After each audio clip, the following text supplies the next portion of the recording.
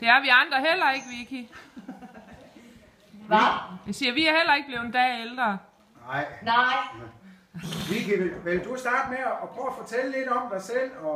Det kan du tro. Ja, det kan okay. du tro, Peter. Du får Nu, simpelthen jeg ved ikke, hvor meget I sådan har fortalt på forhånd, men jeg er jo i Zambia som frivillig for 3. gang.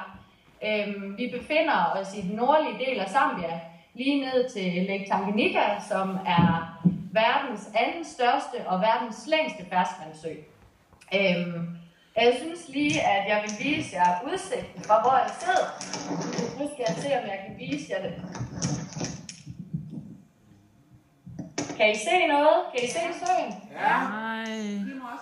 Og bananpalmerne og den blå himmel. Flot. Det ser dejligt ud. Men ja, som sagt, så gik jeg på Bisnapgård i 98, 99 og 99, 2000, hvor jeg havde 2 rigtig, rigtig fantastiske og udviklende år. Og da jeg så var færdig på Bisnap, der vidste jeg ikke helt, hvad det var, jeg egentlig ville. Og jeg synes ikke, jeg gad på gymnasiet eller handelsskolen, når jeg ikke rigtig vidste, hvad jeg skulle bruge det til. Så jeg fik et job i Føtex, hvor jeg arbejdede i bagerafdelingen i Frederikshavn. Og så var jeg der i 2 år. Og jeg var stadigvæk ikke rigtig blevet klogere på, hvad det var, jeg ville. Men så faldt jeg over et jobopslag, hvor man kunne komme til Florida og være au pair og passe 2 små piger. Og det gjorde jeg så, og så var jeg derovre i 1,5 år. Og havde et helt fantastisk ophold. Så kom jeg hjem og flyttede til Aalborg, og så gik jeg i gang med en HF på VUC. Og mens jeg så gik der, så fandt jeg ud af, at det der med mennesker, det var jo nok egentlig det, jeg skulle. Så efter min HF, der begyndte jeg på Aalborg Universitet, hvor jeg så læste til socialrådgiver. Og da jeg så var næsten færdig med uddannelsen, og det her voksenliv med et 8-4 job, det var lige rundt om hjørnet, så tænkte jeg, at det kunne da også være spændende med et eller andet lille rejseeventyr, inden man sådan skulle ud og være rigtig voksen.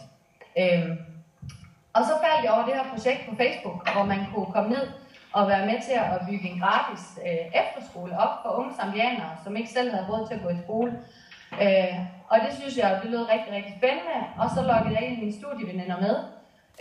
Og så var vi hernede i 5 måneder. Det var så også der, hvor jeg mødte min kæreste.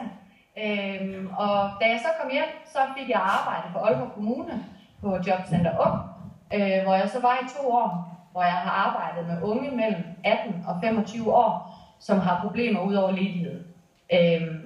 Sidste år i april tog mig og min kæreste så på en lille ferie hernede i 5 uger igen. Og da vi så kom hjem, så kunne vi ikke sådan helt slippe det der med, at der var bare et eller andet med projektet, der bare trak i os. Så vi tog en beslutning om at spare nogle penge op, og så sagde vi ellers job og lejlighed op. Og så i september i år, så tog vi så herned, og nu er planen, at vi skal være her minimum 1 år.